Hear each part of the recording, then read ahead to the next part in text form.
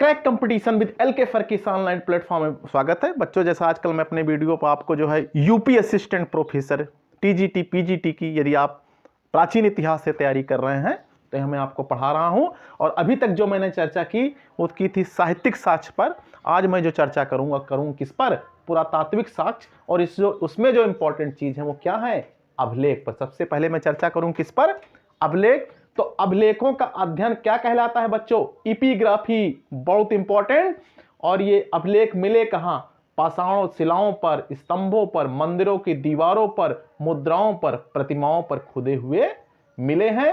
लेकिन महत्वपूर्ण बात कि भारत के प्राचीनतम अभिलेख अशोक के, जिसे पढ़ा जा सका 1837 में, किसके द्वारा? James princess. यानी जेम्स प्रिंसेस एक ऐसे पहले आदमी थे जिन्होंने 1837 में अशोक के अभिलेखों को सर्वप्रथम पढ़ा था। बड़ा इंपॉर्टेंट है। और मैं यहां पर कुछ महत्वपूर्ण अभिलेखों की चर्चा करूंगा। जैसे आपका है बोगज गोई अभिलेख। बोगज कोई अभिलेख ये स्थित कहां है? एशिया माइनर या तुर्की में।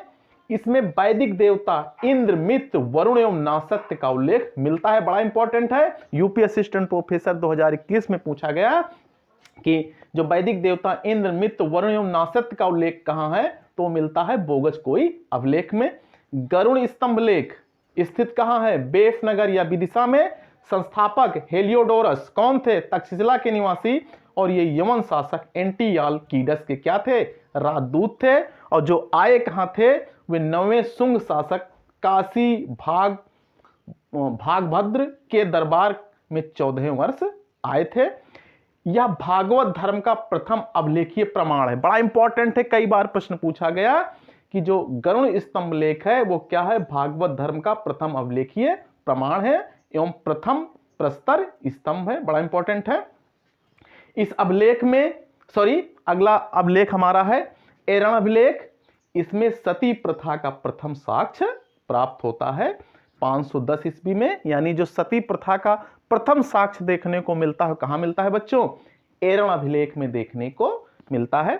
इसी तरह आपका बड़ा इंपॉर्टेंट है रबातक अभिलेख। कनिष्का है।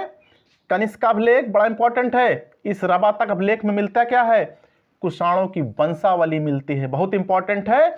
इसमें कनिष्क द्वारा प्रतिपादित राजत्व सिद्धांत एवं 6 नगरों साकेत, कौंडिल, कौशांबी, कौंडिल, उज्जैनी, पाटिलपुत्र एवं चंपा का उल्लेख देखने को इसी रबातक अभिलेख में मिलता है।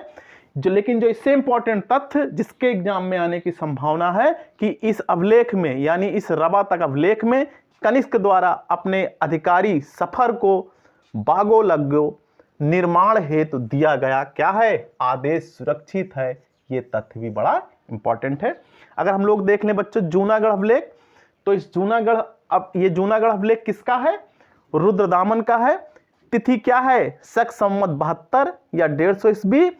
लेकिन महत्वपूर्ण तथ्य कि चंपू शैली में लिखा गया पहला क्या है? अभिलेख है।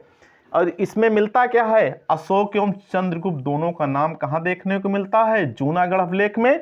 6 प्रकार के करो, बलि, कर, भाग, शुल्क, बेगार एवं प्रणय का उल्लेख कहां? इसी जूनागढ़ अभिलेख में। लेकिन जो जूनागढ़ में महत्वपूर्ण चीजों का विवरण मिलता है वो है सुदर्शन झील का। बड़ा ही इंपॉर्टेंट ये भी तथ्य है। अगर हम लोग देख लें एहोल अभिलेख पुलकेशियन द्वितीय का है, बीजापुर में स्थित है। लेखक रविकीर्ति हैं। इस लेख में कालिदास एवं भारवी का क्या मिलता है? उल्लेख मिलता है। अगर हम मंदसौर अभिलेख देख लें, भारत का प्रथम अभिलेख जिसे प्रचार अभिलेख कहा जाता है। बड़ा इंपॉर्टेंट कौन सा? मंदसौर अभिलेख।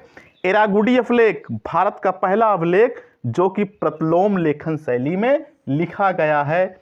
यह भी आपका यूपी असिस्टेंट प्रोफेसर 2021 में पूछा गया है। सोहगौरा ताम्रलेख एवं महास्थान लेख भारत में अकाल से निपटने हेतु राशनिंग व्यवस्था का उल्लेख करने वाला प्राचीनतम अभिलेख कौन सा? सोहगौरा ताम्रलेख एवं महास्थान लेख।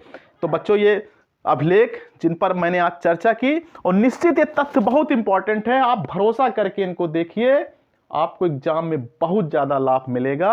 आप हमारे चैनल को लाइक करें, हमारा सपोर्ट करें। धन्यवाद।